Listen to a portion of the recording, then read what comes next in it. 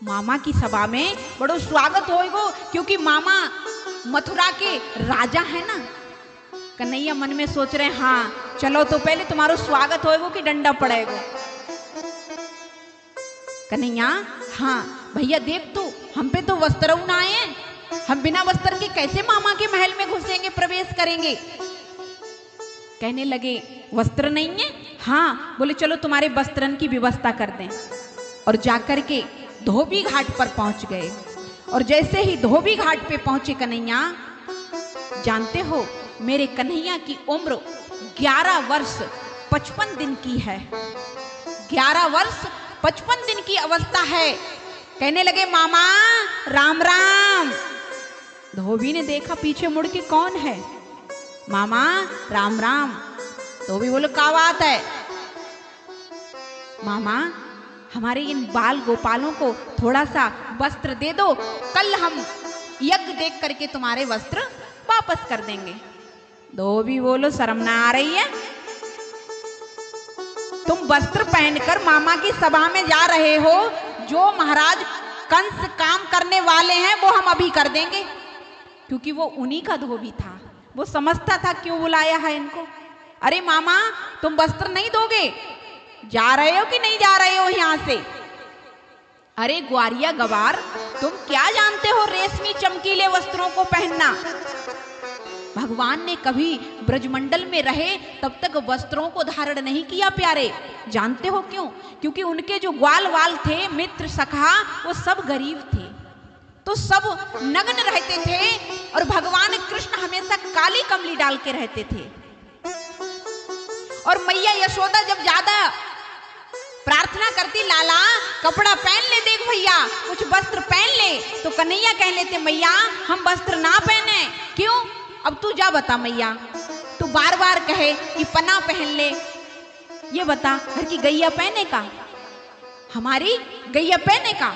जब गैया ना पहने तो मैं भी ना पहनूं। ये नहीं कहते थे कि हमारे मित्र नहीं पहनते तो हम भी नहीं पहने। मैया जब हमारी गैया वस्त्र ना पहने, हमारी गैया पन्ना ना पहने तो मैं भी नहीं पहनूंगा। या कह के कन्हैया बात को टाल दिया करते थे। अब तो कन्हैया ने मामा ऐसे नहीं दोगे? बोले जा रहे हो नहीं जा रहे हो?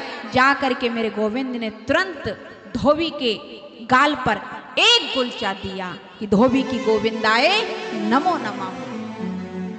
और सभी बाल गोपालों से बोले पहन लो वस्त्र, जितना पहनना है वस्त्र पहन लो। सभी पहनने लगे। अब भैया राजा महाराजाओं के वस्त्र, इतने बड़े बड़े वस्त्र। मधुमंगल बोलो भैया इधर को देखिए। बोले कहा? बोले अब तो जो बिना झाड़ू की सड़क साफ करेंगे। इतने बड़े बड़े वस्त्र हैं, ये तो जब कड़ेरेंगे रोड पर तो बिना झाड़ू की सड़क साफ होती चली जाएगी।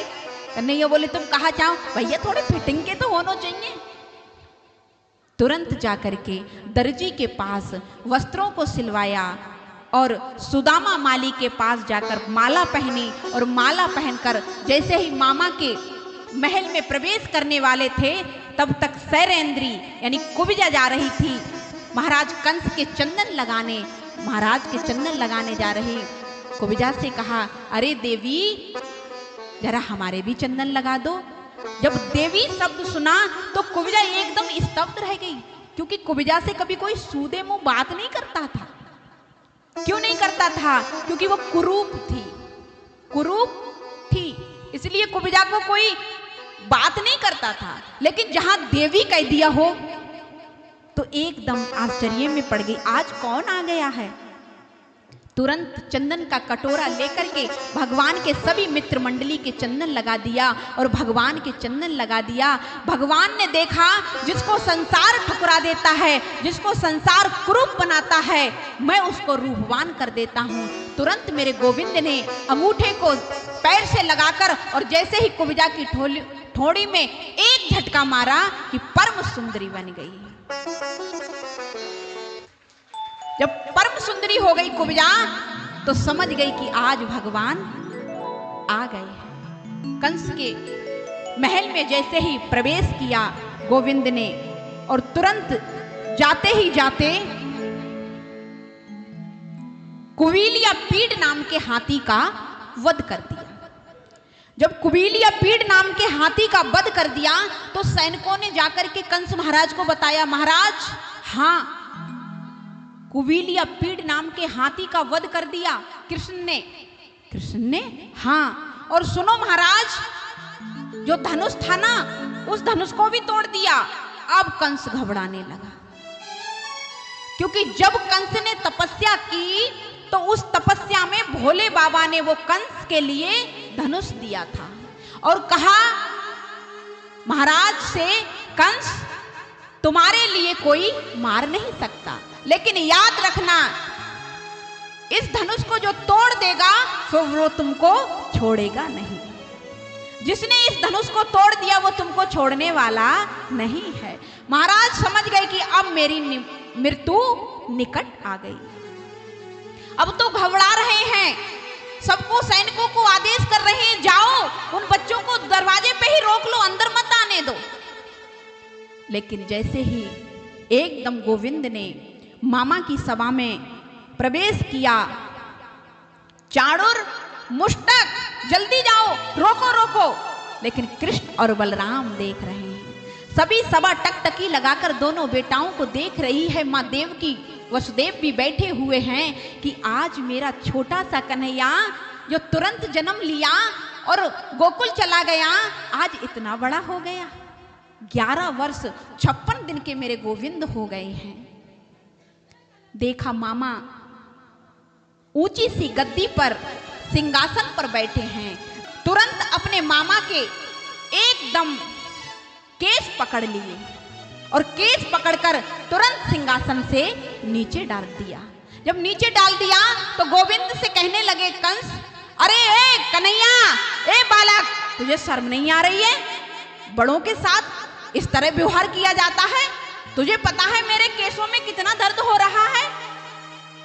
भगवान कृष्ण कहने लगे, मामा आज तुम्हारे बालों में दर्द हो रहा है? उस दिन को याद करो जब मैया देवकी रथ पर बैठकर जा रही थी और तुमने मैया की विदाई के समय मैया के केस पकड़कर खींच के रथ से डाल दिया था।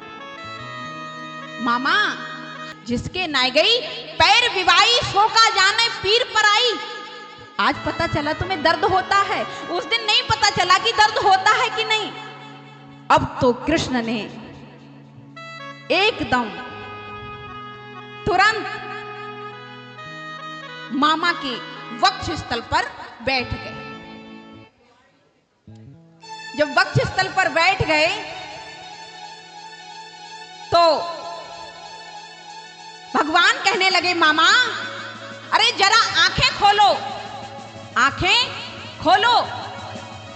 आंखें क्यों बंद कर ली हैं? अरे जब व्यक्ति का अंत समय आता है तो भगवान का दर्शन करता है, और आज मैं तुम्हारे करीब हूं, तुम्हारे सामने खड़ा हूं, तुम्हारी मृत्यु निकट है और तुमने आंखें बंद कर ली हैं। प्यारे, ये आंख बंद करने की बात क्यों कही कन्हैया ने, जानते हो? आजकल लोगों की जब मृत्यु होती है तो कक्ष में क्या देखोगे कि कुत्ते और घोड़ों के फोटो लगा लेते हैं। भगवान की तस्वीर नहीं मिलती है, कई कई घरों में देखा है। जैसा मरते समय तुम दृश्य देखोगे प्यारे, उसी योनि में तुम्हें जाना पड़ेगा। बोलो राधे राधे। उसी योनि में तुमको जाना पड़ता है जैसा तुम अंत समय दृश्य देखते हो। कन्हैया कहने लगे, मामा तुम मुझे आंखें खोलकर देखो। अरे तुम तो सौभाग्यशाली हो, जो ऋषि मुनि मेरी रात दिन तपस्या कर रहे हैं उनको ये पदवी प्राप्त नहीं हो रही है, और तुम तो मेरा दर्शन करो। लेकिन कन्हैया बार बार कह रहे हैं, लेकिन कंस ने आंखें बंद कर ली हैं और थर थर कांप रहा है। लेकिन तुरंत मेरे गोविंद ने कंस के एक मुक्का दिया। कंस की गोविंदाए नमो नमः। बोलिए बांके बिहारी लाल की।